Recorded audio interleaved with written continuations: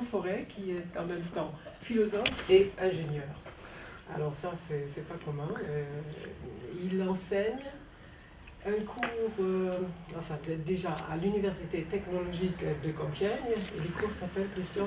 Histoire et prospective des industries culturelles. Donc il sait de quoi il parle.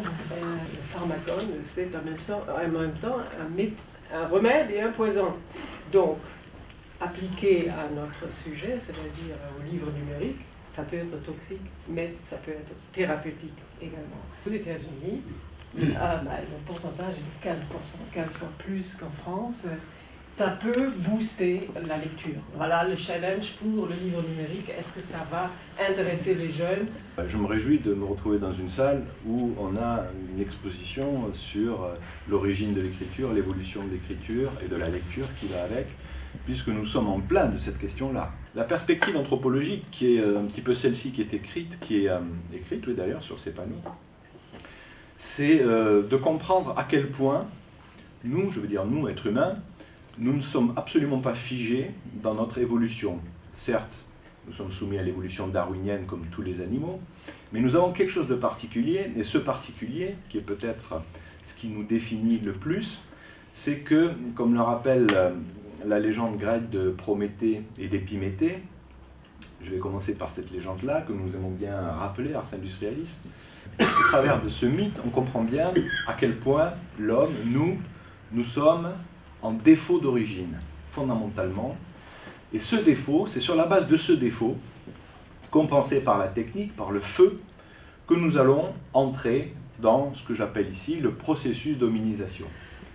Au sens où c'est nos outils, nos instruments, nos compétences techniques qui vont faire en sorte que nous allons évoluer d'une manière différente de la manière dont évoluent les animaux qui n'utilisent pas les outils de la même manière que nous, et qui d'une manière générale n'ont pas cette capacité à extérioriser, à s'extérioriser au sens strict du terme, dans des outils, dans des objets techniques. Cette extériorisation, c'est l'histoire de l'écriture. Si j'arrive aujourd'hui à lire un texte de Platon ou de n'importe quel auteur, pourvu qu'il soit retranscrit dans une écriture alphabétique, c'est-à-dire que j'arrive à voyager dans le temps, parce qu'à un moment donné, quelqu'un a extériorisé ce qu'il pensait, qu'il a matérialisé dans un texte, et que moi je peux le lire et le comprendre à 2000 ans d'histoire. Ce qui veut dire que contrairement aux animaux qui ont deux types de mémoire, la mémoire du gène, du génome, la mémoire génétique, la mémoire de son expérience, il s'est brûlé au feu, il s'en souviendra la prochaine fois, c'est la deuxième mémoire, la mémoire nerveuse et non plus simplement génétique. Nous avons une troisième mémoire. La mémoire qui est véhiculée dans les objets techniques que nous manipulons. Et c'est ce qui nous permet, quand nous faisons des découvertes d'un silex taillé, dans une grotte ou lors d'une fouille, de comprendre à partir de ce silex comment ces personnes vivaient, quel type d'animaux elles chassaient, etc. On peut en déduire un certain nombre de choses, parce que cet outil technique est un support de mémoire. Et tout ce qui nous entoure, là, finalement, c'est l'histoire de ces supports de mémoire qui évolue jusqu'à sa version actuelle, qui est celle du e-book, qui pose un certain nombre de problèmes. Toutes ces évolutions ont eu des impacts importants sur ce que j'ai appelé tout à l'heure le processus d'hominisation. Moi, quand on me demande, même en tant que philosophe, l'homme, qu'est-ce que c'est? J'en sais rien.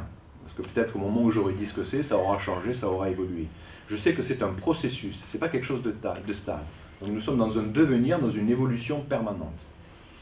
Et nous le voyons bien, cette évolution est surdéterminée et déterminée par la nature des objets techniques, et surtout des objets techniques qui relèvent de l'inscription de la mémoire comme l'écriture, parce qu'en retour, ça nous modifie.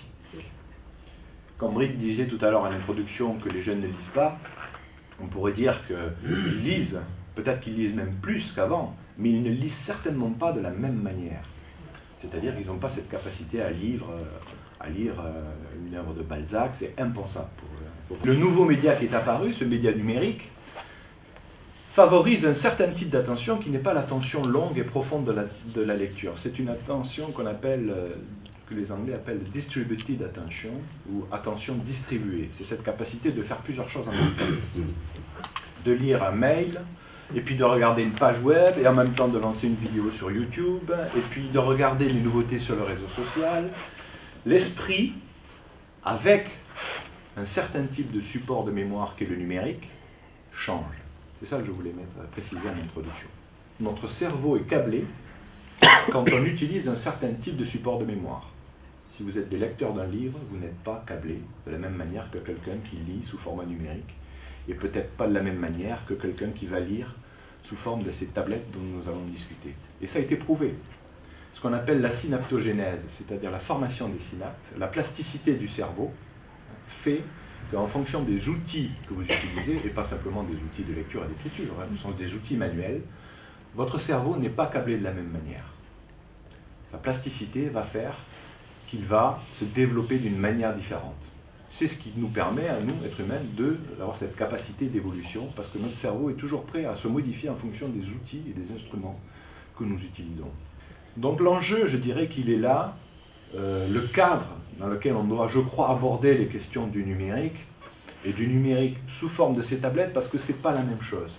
Le numérique dont on parle la plupart du temps quand on fait allusion à Internet ou au web, n'est pas le même numérique que vous avez dans ces tablettes-là. D'abord, vous vous rendrez compte, si vous n'en avez jamais vu, puisque vous n'en avez pas, mais peut-être en avez-vous déjà vu, je ne sais pas, que le processus de lecture est beaucoup plus facile que sur l'écran.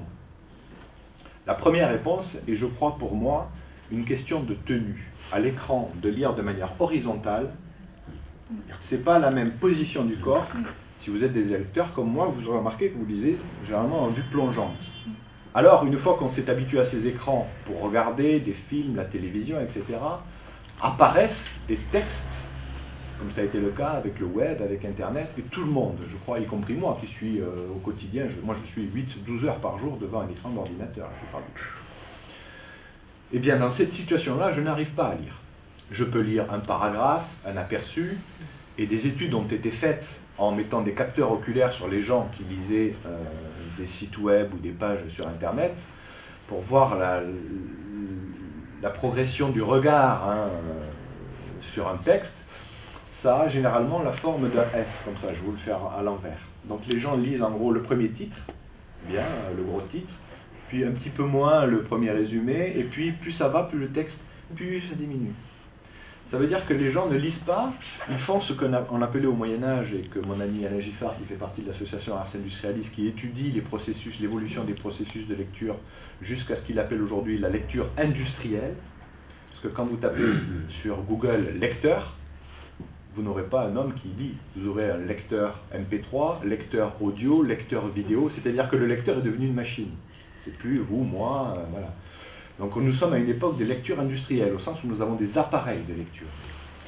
Donc à l'époque de cette lecture industrielle, on constate que la lecture est plutôt ce que les latins appelaient une prélectio, c'est-à-dire une prélecture. On parcourt rapidement pour voir si le texte est intéressant, mais on ne lit pas tous les mots, toutes les phrases, on n'est pas attentif au style, éventuellement à la prosodie qu'on aurait de le dire, tous ces aspects, c'est plutôt une lecture qui anticipe le choix ou non de faire la lecture. C'est-à-dire, sous-entendu, est-ce que ça vaut le coup que je lise vraiment pendant 10, 15, 20 minutes ou une heure un tel article? Donc on passe de prélecture en prélecture, sans jamais à un moment donné s'arrêter et lire vraiment un texte. C'est-à-dire pas un hasard si, quand on est sur Internet ou sur le web, on parle de surfer. C'est-à-dire qu'on reste à la surface des textes. On parcourt beaucoup plus de textes, mais on ne les lit pas vraiment. C'est plutôt de la prélecture que de la lecture. Et c'est ce type d'activité de lecture qui fait que les jeunes générations qui naissent avec la lecture sur le numérique ont un cerveau qui n'est pas câblé comme nous. Ils doivent être stimulés, avoir plusieurs activités, ils sont capables de vous dire très rapidement sur un sujet, si vous donnez, moi j'ai des étudiants à l'Université technologique de Compiègne, je leur donne un sujet, en 10 minutes, ils ont trouvé les sources intéressantes, mais ils n'ont vraiment rien lu. Et c'est là où ça peut poser des problèmes. Parce que si vous voulez que quelque chose rentre dans votre mémoire, il faut l'avoir lu, mais de manière traditionnelle, j'allais dire, pas sous forme d'une prélecture. Parce que si je fais cet exercice avec mes étudiants, ils vont très vite, rapidement, mais si je leur pose une question sur ce qu'ils ont fait la semaine dernière, ils l'ont oublié. Puisque la mémoire, pour que les choses s'impriment dans notre cerveau, il faut qu'il y ait une stimulation beaucoup plus importante et beaucoup plus longue, parce que nous avons deux types de mémoire. On va dire une mémoire rapide, instantanée, et une mémoire profonde. Si vous voulez que quelque chose soit ancré dans votre mémoire, il faut que ce que fait très bien la lecture, puisqu'on est dans une activité d'attention de fond, c'est comme un phénomène de digestion, quoi. Si vous mangez très rapidement, ça vous reste sur l'estomac et ça passe pas très bien. Si vous mangez, vous prenez votre temps, vous avez une digestion, c'est-à-dire que votre estomac va vraiment tirer la quintessence des aliments que vous allez ingurgiter. C'est un peu pareil pour la mémoire. Donc ce qui veut dire que nos étudiants, ceux qui sont confrontés aux lectures numériques, sont dans un état où ils vont très vite, mais ils oublient d'une semaine à l'autre. Donc ça pose de vrais problèmes d'éducation. Comment enseigner aujourd'hui à nos enfants la pratique de la lecture avec ces nouveaux supports si l'on sait que les dérives potentielles de ces supports, c'est que ça favorise des êtres qui n'ont plus de mémoire, ou qui sont capables très rapidement de rentrer dans un sujet, très vite, beaucoup plus vite que vous et que moi même, et qui ont tout oublié la semaine d'après. Si vous voulez passer le bac aujourd'hui, et si vous êtes câblé comme cette nouvelle génération, vous êtes obligé de travailler comme un malade une semaine avant l'examen, c'est-à-dire de faire ce qu'on appelle le bachotage. Se joue quelque chose de nouveau par rapport à la lecture, qu'a évoqué Britt. C'est-à-dire que la lecture, qui était jusqu'à présent conçue comme un acte très intime à la lecture, vous êtes tout seul, avec vous-même, avec un auteur, on parle de la rencontre avec un auteur, de la rencontre avec un texte, avec un imaginaire, ça vous nourrit, ça vous constitue comme individu, mais c'est toujours quelque chose d'éminemment intime. Avec le fait que ces lectures, que ce soit les lectures sur le web, sur votre ordinateur, ou avec ces nouveaux outils de lecture qu'on appelle les liseuses, eh bien vous n'êtes plus seul. Ces appareils sont connectés, ce ne sont pas juste des liseuses. L'industriel qui vous vend ce livre peut également scruter vos pratiques de lecture. Il sait, madame, que vous vous êtes arrêté à la page 10 de ce livre. Vous n'êtes plus seul face à la lecture. On peut suivre vos traces et vos comportements de lecteur. Et là, on sent bien que la donne change. C'est-à-dire qu'il y a un risque qui est vraiment un risque très important, je pense, que le marketing soit l'entité qui pilote l'évolution de l'édition. Donc ça pose un certain nombre de problèmes à l'évolution de la condition d'auteur, de la nature des œuvres que nous allons lire, si effectivement nous ne sommes plus seuls quand nous lisons et nos pratiques de lecture sont auscultées. Donc il y a une problématique de confidentialité qui est très importante. La confidentialité qui est un des vrais enjeux sur Internet, au sens où on sait bien qu'on est tracé en permanence sur les sites sur lesquels on va, sur ce qu'on a cliqué, et bien ça rejoue également sur cette liseuse. On peut lire, enfin j'en ai fait l'expérience, et ceux qui les ont, moi je peux lire 500 pages sans être du tout fatigué, et c'est pas la même chose que de lire sur un écran cathodique ou même LCD rétroéclairé. Donc il y a vraiment un effort qui est réellement fait sur les liseuses que vous pourrez voir tout à l'heure, où il y a vraiment un confort de lecture qui est certain. Mais cette lecture, cette intimité de la lecture qui est perdue, au sens où l'industriel qui vous a vendu le livre peut tracer vos pratiques de lecture, ce qui peut poser problème, ça peut aussi être une opportunité pour avoir, comme nous l'évoquait Britt, des lectures collectives. Moi, c'est des choses qui m'intéressent beaucoup, par exemple. Il y a une forme d'intelligence collective, là, qui pourrait être une chose qui changerait vraiment la donne en termes de pratique de lecture, où on sortirait de la lecture comme une pratique intime. Et il y a un Lacan d'ailleurs qui avait un très beau terme pour parler de cette intimité qui se retrouve exposée d'une certaine manière. Il parlait d'extimité, au sens où l'intime devient exposé, publié, l'extimité.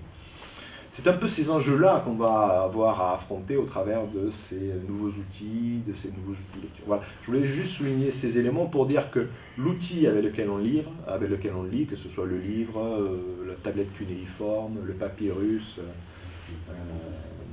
le rouleau, le codex, maintenant toutes ces formes-là, change notre cerveau, c'est-à-dire ça a des impacts neurologiques, biologiques, c'est-à-dire qu'on s'adapte avec l'outil avec lequel on travaille.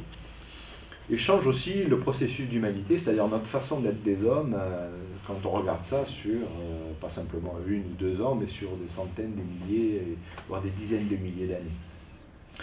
Quand Britt disait en introduction que ça peut être un pharmacone, effectivement, à l'association industrialiste avec Bernard Stiegler, nous utilisons beaucoup ce terme de pharmacone parce qu'il se trouve qu'en grec, pharmacone, c'est le terme qui désigne à la fois le poison et le remède, c'est le même mot. D'ailleurs, peut-être certains d'entre vous disent quand ils reprennent leurs médicaments, je dois prendre mes drogues. Ce qui veut dire que c'est une question de dosage. Je pense que sur ces questions, de l'avenir de la lecture, des nouveaux formats de lecture, il ne faut être ni technophile, au sens où c'est formidable, c'est nouveau, donc c'est merveilleux, Ça a des effets négatifs et toxiques très certains, comme je l'ai évoqué avec vous, sur les problématiques de l'attention. Mais non plus être technophobe en disant une forme d'allergie à toute nouveauté, parce que finalement on devient prisonnier d'un débat entre technophiles et technophobes, et je trouve que le débat a peu d'intérêt. Le média est là, ça va durer, ça va s'installer, donc toute la question c'est quelles politiques nous allons mettre en place, des politiques d'éducation, des politiques au niveau des médias, pour accompagner les publics, et je dis les publics, pas simplement les audiences, parce que pour moi un public c'est pas la même chose qu'une audience. Parce qu'un public, ça parle, ça prend la parole, ça contribue, alors qu'une audience, c'est un chiffre d'audience, très passif. Donc pour accompagner les publics dans des politiques publiques de lecture, il faut être capable de placer le débat au niveau, ce qu'a évoqué Breit, au niveau pharmacologique. C'est-à-dire, c'est un instrument technique, comme tout instrument technique, il peut avoir des avantages et des inconvénients. Mais il y a aussi de vraies opportunités d'éducation, d'enseignement, comme vous l'avez évoqué, on évoquera peut-être dans la discussion les avantages que je n'ai pas listés du livre numérique. Je peux lire à la plage, je ne suis pas obligé de me trimballer 300 kilos de livres, je peux avoir 1000 livres dans ma liseuse, j'ai des fonctionnalités de recherche, mais tout ça, toutes ces fonctionnalités, ça a été préparé avant même l'avènement du numérique. Le texte avec le sommaire, les notes de bas de page, le glossaire, tout ce qu'on appelle l'appareil critique autour d'un livre, était finalement là pour préparer sa composante numérique. Ce qui me permet de faire des recherches dans le texte, de retrouver très rapidement une citation. Ce sont quand même des outils qui permettent de travailler avec un texte de manière beaucoup plus intelligente et beaucoup plus facile que je ne pouvais le faire avant. Et c'est pour ça que nous sommes arrivés dans une époque où la transdisciplinarité, le travail entre des psychologues, des thérapeutes, des pédagogues, des informaticiens est éminemment nécessaire, puisque l'impact de nos nouvelles technologies touche, et c'était le cœur de mon introduction, vraiment l'avenir de l'humanité, même si nous ne nous en rendons pas compte, parce que nous sommes à un instant T, mais il faut voir ça de manière beaucoup plus large. D'autant plus que nous sommes dans une période de crise et que, je crois, enfin, c'est une des positions que nous avons à Ars Industrialis. Nous sommes aujourd'hui rentrés dans ce que nous appelons une économie de la contribution, la figure du contributif, de l'amateur, pas au sens du charlot qui n'est pas un professionnel, mais de l'amateur au sens de celui qui aime, c'est-à-dire celui qui s'investit, que ce soit pour le jardinage, pour la lecture, pour les collections, n'importe quoi, la figure de l'amateur est plus que jamais importante. Parce que professionnel, ça veut dire à vendre.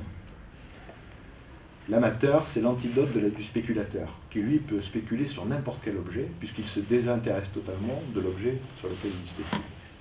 L'amateur, lui, quand il s'investit son désir dans un objet, que ce soit dans un livre, c'est pas du tout la même chose que le spéculateur. Et nous avons besoin d'amateurs, en ce sens-là, de gens qui aiment, pour redonner du désir. Et je pense que c'est dans le domaine de la lecture, du livre, que ce désir est le plus vivace.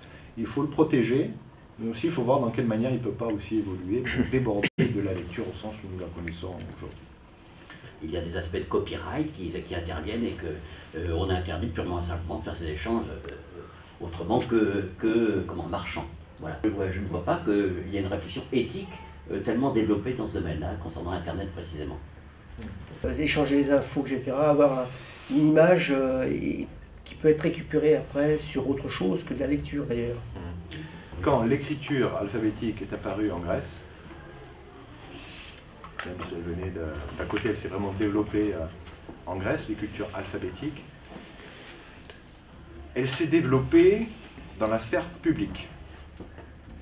Ce qui veut dire que les lois étaient publiées, mais sur des stèles, étaient gravées. Et c'est très important ça. Pourquoi? Parce que l'écriture est une technique de publication, c'est-à-dire de rendre public. Aujourd'hui, c'est naturel quand on parle, par exemple, public-privé, on comprend à peu près quelque chose. Mais il ne faut pas oublier que public, ça veut dire publication. Et c'est à partir du moment... Mais la question publique n'existait pas dans les civilisations. Avant l'apparition de l'écriture et l'utilisation de l'écriture par les Grecs.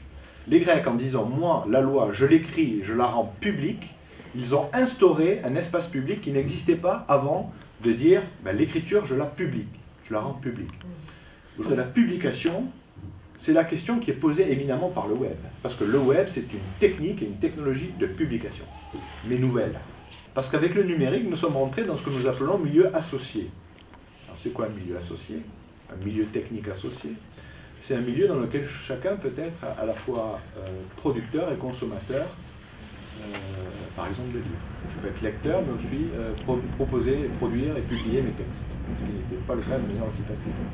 Et ce milieu, ça change totalement la donne. C'est pour ça que je pouvais parler tout à l'heure d'une économie de la contribution. L'économie de la contribution est possible parce qu'il y a des outils de publication qui sont disponibles pour tout le monde. Ça pose de nouveaux problèmes. Et c'est dans ce contexte-là que cette question de la publication apparaît. La figure de l'amateur, qui lui veut aussi produire, veut sortir de ce « je ne suis pas qu'un consommateur, je peux aussi produire, publier ». Pourquoi? Ben parce que tout ça, c'est produire des savoirs. Et on sait très bien que produire des savoirs, c'est produire des saveurs. Moi, je n'ai jamais écrit, mais il y a 7 ans, je me suis mis à faire un blog.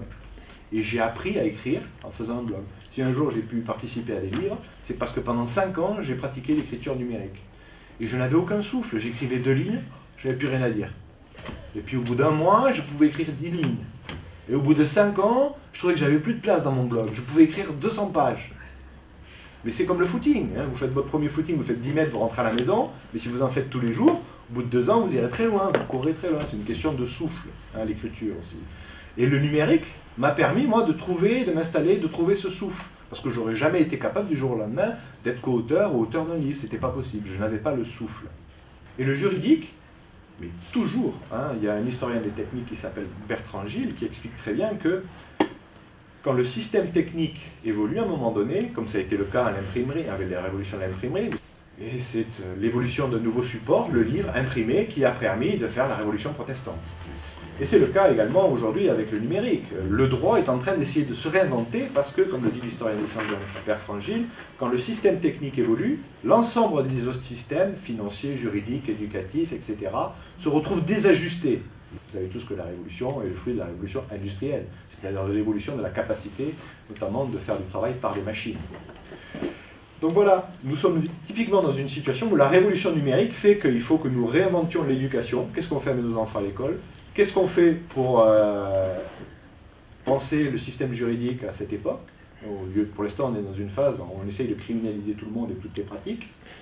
C'est quand même, on sent que c'est pas viable, donc il va falloir trouver des modus vivendi qui sont différents, des systèmes financiers qui aujourd'hui abusent de la capacité de faire ce qu'on appelle dans le trading du micro-trading à la nanoseconde pour gagner de l'argent avec des instruments de spéculation.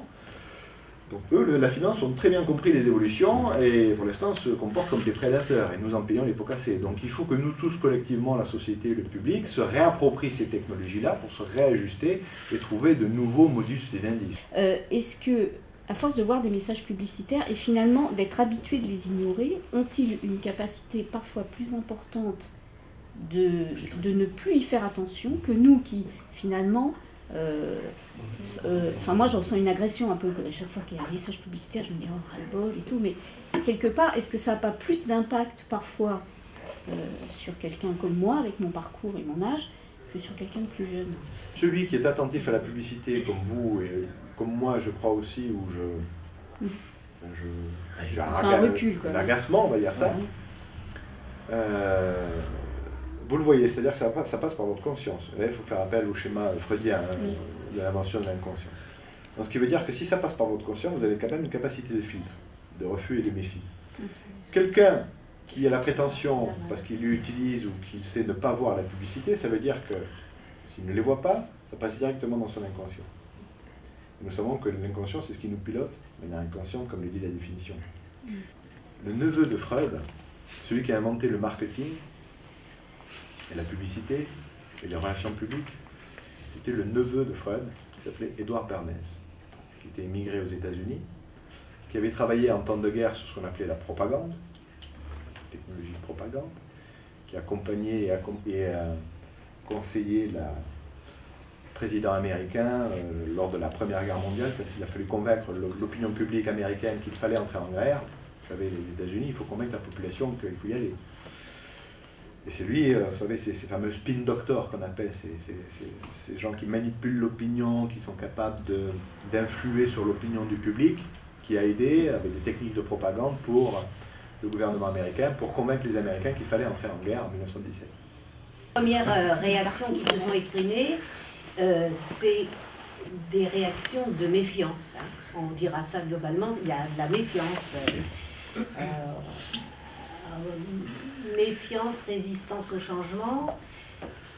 Maintenant, moi je suis plus dans...